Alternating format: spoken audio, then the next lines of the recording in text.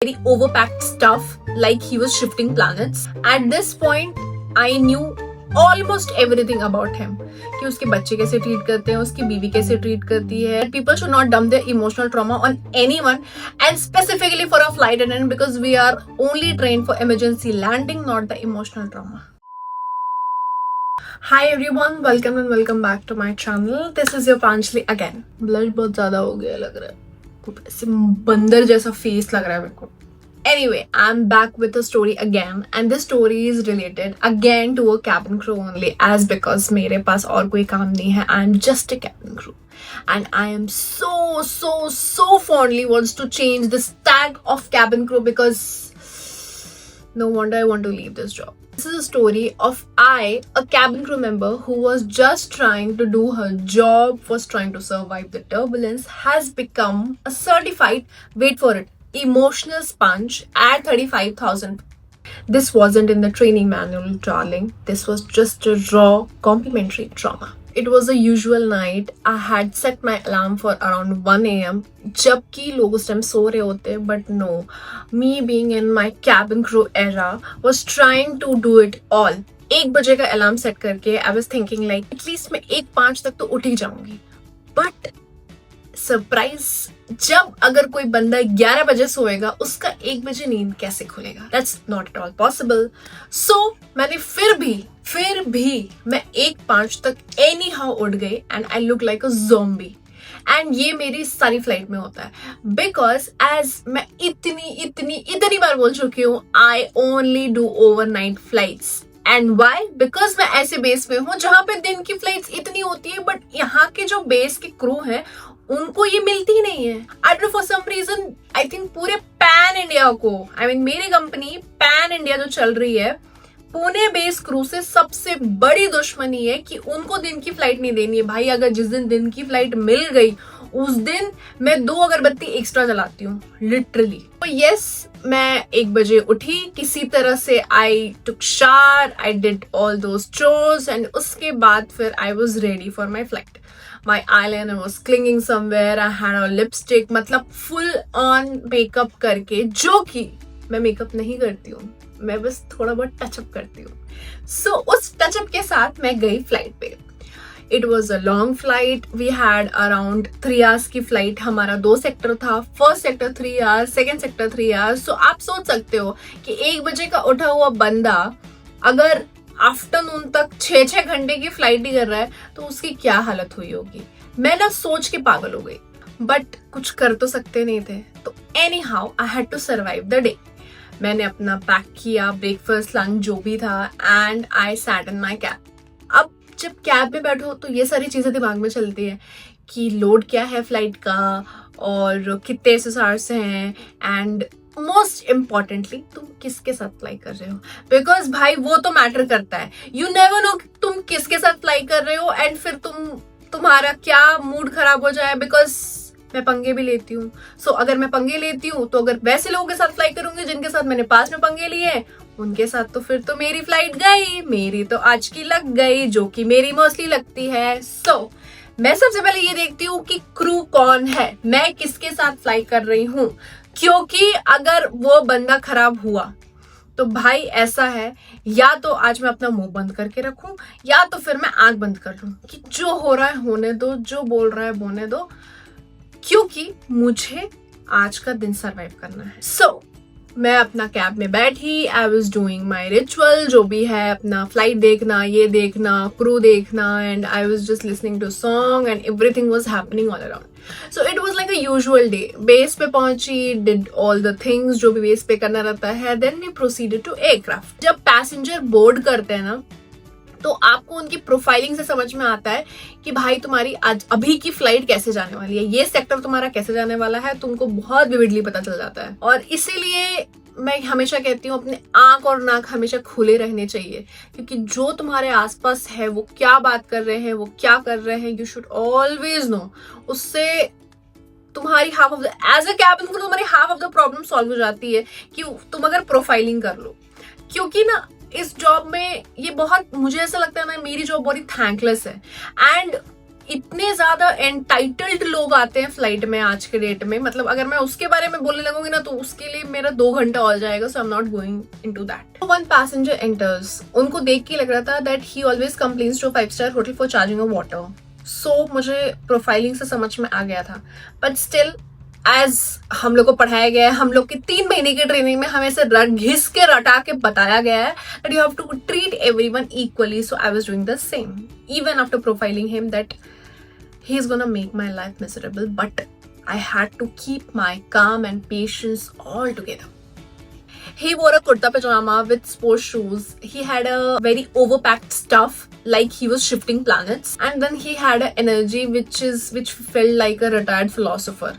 So आप समझ सकते हो। खैर आई कांट ब्लेम हिम उस वे में, बिकॉज यू नो उस टाइम पे यू कांट एक्सपेक्ट, तुम 3 बजे के डिपार्चर के लिए अगर तुम जा रहे हो और तुम ऐसे फ्लाइट पे आए हो, दैट मीन्स तुम 3 घंटे पहले एयरपोर्ट पे आए हो, मतलब तुम 12 बजे आए हो, तो टेक्निकली तुम भी आउट और मैं भी आउट।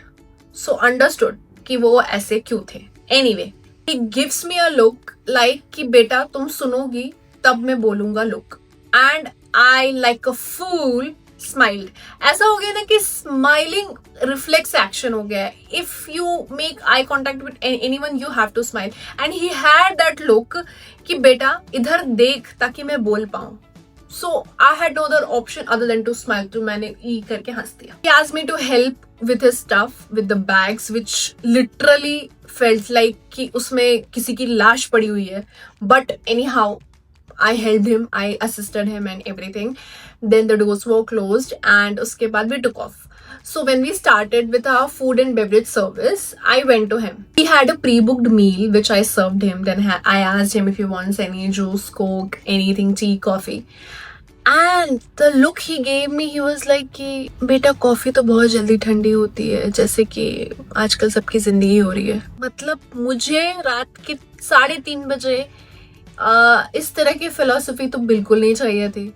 एंड उनके लुक से समझ में आ गया था, as I told you before, कि he is going to make my life miserable in next 3 hours। मुझे लगा कि चलो ठीक है, वो यू नो एंड में थोड़ा बहुत, बट नो वो फ्लाइट में मेरा 3 घंटा दिमाग खाने वाले थे। इससे मैं और ज्यादा कंफर्म हो गई। आई डोंट नो उनको मुझ में कोई फिलोसोफर दिखा या कौन दिखा, आई हैव नो आइडिया। मुझे घंटा कुछ नहीं पता है कि उनको मुझ में क्या दिखा। He started dumping questions at me. वो मुझे अपने चीजें बता रहे थे, अपने घर से रिलेटेड, अपनी सारी चीजों से रिलेटेड बता रहे थे। And he was asking question also to me.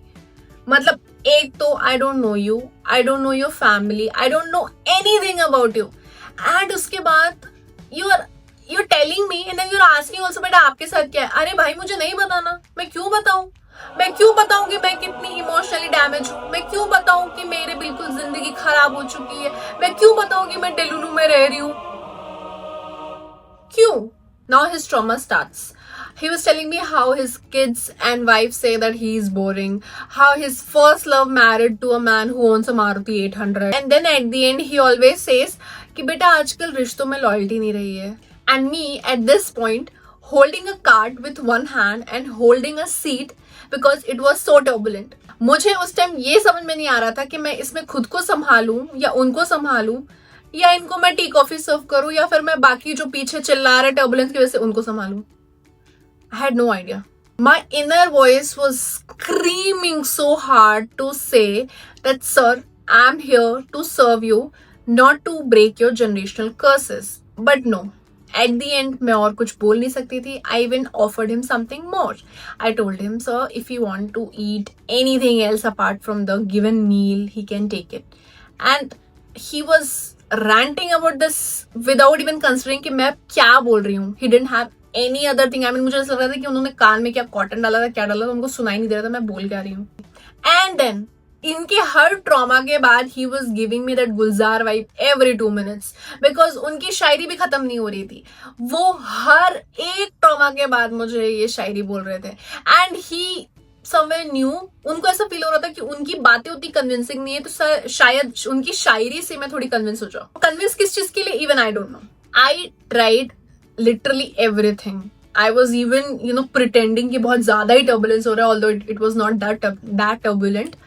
But I was still trying कि बहुत ज्यादा टर्बुलेंस हो रहा है. आई इवन थॉट कि मैं उनको झूठ बोलूं क्योंकि captain is calling me, and I even made I contact with my crew colleagues कि बहन बचाओ मुझे, बचाओ, help me, because there were few crew who passed through me and they heard what he was saying. So nobody wanted to get trapped in that thing. So they were like भाई बहन तू अपना देख, तू please अपने आप को बचा के वापस आ जा, हमें मत बुला. At this point I knew almost everything about him, कि उसके बच्चे कैसे ट्रीट करते हैं, उसकी बीवी कैसे ट्रीट करती है, उसके साथ पास्ट में क्या हुआ, उसके साथ फ्यूचर में क्या हो सकता है, उसने अपनी एफडी कहाँ करके रखी है, उसकी सैलरी कितनी है, उसके पेंशन्स कितने आ सकते हैं. Everything I knew. And then again, he was showing me his family chats and groups and everything, and he was even trying to bond with me. He was serving me a toffee also कि यार in case this girl is getting bored. ये सारी चीजें दिमाग में आ रही है, but ये दिमाग में नहीं आ रहा है कि मैं यहाँ खड़ी हूँ एक हाथ में ट्रे लेके खुद को संभालते हुए कि एटलीस्ट छोड़ दो मुझे, तुम किसी स्ट्रेंजर को इतनी सारी चीजें क्यों बता रहे हो. And frankly speaking I don't have any empathy for these people. Reason being these are the only people जो कि हर किसी को क्रिटिसाइज करते हैं, गवर्नमेंट को क्रिटिसाइज करते हैं, पीपल को क्रिटिसाइज करते हैं, फैमिली को करते हैं, मतलब हर एक चीज के लिए उनकी जुबान पे क्रिटिसिज्म होता ही होता है. And these people are always feel like they are entitled. After 3 hours of cardio, I actually felt that he is going to sleep now. It was a proper cardio for me because I was mentally मैं बता रही हूँ, मेरे at least 500 calories तो ऐसे चले गए होंगे for sure. After 5 minutes he dozed off and मेरे दिमाग में सबसे पहले ये आ रहा था कि भाई इनको ये जो थेरेपी मैंने दी है, I guess I need therapy now. उनकी वो सारी चीजों में I was just acknowledging and I was saying how did you feel now? Okay, हाँ. So I think वो okay हाँ से he was feeling something. He was feeling that okay now अभी उनका therapy चल रहा है and I'm a therapist and मैं उनको help कर रही हूँ. But at the end मुझे therapy की जरूरत पड़ गई थी लास्ट में, because वो 3 घंटे मेरे कैसे निकले हैं ना, I can't even tell you. मैं कितनी बार बीच में जा रही थी, but again used to press call bell and if any other crew used to come, used to tell me कि उसको भेजो. मतलब वो इतना ज्यादा, मैं उसको कनेक्ट भी नहीं बोलना चाहती हूँ, मैं क्या बोलूँ मुझे समझ में नहीं आता है. Because he was not a old age man, okay, he was like middle age. And समझ में आ रहा था कि दैट उनकी ना लाइफ में या तो कुछ चल रहा है, ठीक है, या तो उनकी बीवी छोड़ने वाली है, या तो उनके बच्चे छोड़ने वाले हैं, या तो कुछ तो होने वाले हैं उनके साथ. Because he was cribbing and cribbing and cribbing. And मैं सोच रही हूँ कि यार अब मैं थेरेपी के लिए कहाँ जाऊंगी, मेरा तो लेओवर है, अभी 3 दिन तक मुझे इसी इमोशनल ट्रॉमा के साथ जीना पड़ेगा. इनका जनरेशनल ट्रॉमा ठीक करते करते कहीं मैं क्या करूंगी, अब मेरे को ना हो जाए. मतलब मैं अलग जोन में चल रही हूँ बिल्कुल. एंड जब ये सो रहे थे तो he actually dozed off while telling me how no one listens to him. My God. From last 3 hours, I'm only listening. I am only listening. Being a stranger, you're asking me, you're telling me, you're, sharing each and everything. हम लोग को पता है company क्या बोलती है कि अगर किसी पैसेंजर से, आप वो कनेक्ट बैठा लो तो it is very good, it is very nice, you should always do. No! भाई आजकल जिंदगी में लोगों के बहुत ट्रॉमास है, बहुत प्रॉब्लम्स है. तुम सामने वालों का भी अगर प्रॉब्लम सुन लोगे तो भैया तुम्हारा क्या होगा, तुम अंदर से तो बिल्कुल एकदम हॉलो हो चुके होगे, जो कि अपैरेंटली मैं हो चुकी हूँ बिल्कुल. अभी आज के डेट में I can actually tell you कि मैं कितनी ज्यादा इमोशनली ड्रेन्ड हूँ और मैं अपने अलग डिल्यूजनल वर्ल्ड में रहती हूँ, विच doesn't exist. इस स्टोरी के बाद कई लोग कहेंगे कि you're being so mean, ऐसे क्यों बोलते, वो अंकल शेयर ही तो कर रहे थे, क्या प्रॉब्लम हो गई, ऐसे थोड़ी ना करना चाहिए. बहन अगर तुम 2 घंटा रात में सो के 1 बजे से तैयार होके 3:30 बजे फ्लाइट में बैठ के उसके 3 घंटे तक तुम ये सुनोगे ना, तब तुम्हें समझ में आएगा कि क्या होता है. उन्होंने ऑलमोस्ट पूरी फ्लाइट में मुझे वो सारी चीजें बता दी, बट मेरे माइंड में एक ही चीज चल रही थी कि यार मैं घर कब जाऊंगी, मैं क्या करूंगी. यार मेरी अपनी प्रॉब्लम है, ठीक है, एंड सबकी अपनी प्रॉब्लम होती है, आज के दिन में प्रॉब्लम्स की कमी नहीं है.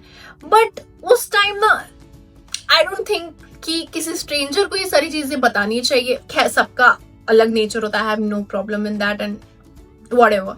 But I really don't think कि अपने घर की प्रॉब्लम तुम किसी और को बताओ तो सॉल्यूशन होगा उससे। जिससे साथ प्रॉब्लम है भाई उसको जाके बताओ, मे बी कुछ हेल्प हो पाए। मैं क्या करूंगी भाई, मैं यही करूंगी कि मैं वीडियो बना के अपने पैसे कमाऊं। Yes. I really want to say to everyone, whoever is flying, do not dump your trauma to any of the flight attendant, because this is not the first thing which has happened with me. It has happened with me multiple times that people overshare a lot. I mean, a lot means literally, मतलब I can't even tell you कितना deep, इतना ज़्यादा overshare करने लगते हैं to a flight attendant. And it has not happened only with me, it has happened with my colleagues also. So I really think that people should not dump their emotional trauma on anyone, and specifically for a flight attendant, because we are only trained for emergency landing, not the emotional trauma. With this, I end my video. So thank you so much for watching my video. If you like my video, please like, share, comment and subscribe. Thank you.